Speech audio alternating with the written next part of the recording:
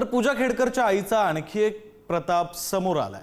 चालकाच्या सुटकेसाठी पोलीस दाखल झाल्यावर पूजा खेडकरच्या आईनं अरेरावी केली। पूजा खेडकरच्या आईनं अधिकाऱ्याच्या अंगावर कुत्र सोडलं। घराचा दरवाजा न उघडताच पोलिसांसोबत वाद सुद्धा घातला। पोलिसांनी घरावर नोटीस लावली, सहकार्य केलं नाही तर ताब्यात घेण्याची नोटीस पोलिसांनी दिलेली आहे। नवी मुंबईतून अपहरण झालेला इसम खेडकर यांच्या घरी सापडला होता, ते हे प्रकरण। अधिकचे तपशील घेऊया आपले प्रतिनिधी बालाजी पोद्दार यांच्याकडून। बालाजी,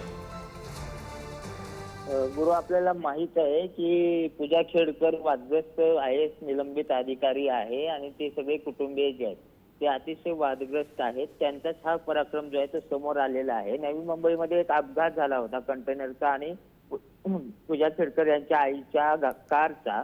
त्यावेळेस तिथल्या क्लिनरला त्याने गाडीत कारमध्ये घालून किडनॅप करून पुण्यात आणलं आणि तोच गुन्हा जो आहे तो नवी मुंबईत दाखल झाला होता। तिथले पोलीस अधिकारी जे ते त्याचा तपास करण्यासाठी पुण्यातल्या त्यांच्या हाऊसिंग सोसायटीच्या घरी आले होते। त्यावेळी पूजा खेडकरची आई जी आहेत मनोरमा खेडकर यांनी पोलिसांशी वाद घातला, दरवाजा उघडला नाही, अंगावर कुत्र सोडलं आणि त्यानंतर सुद्धा सहकार्य केलं नाही। त्यानंतर पोलिसांनी नोटीस लावली आणि त्यानंतर हे पोलीस स्थानिक पोलिसांचं मदत घेण्यासाठी पोहोचले।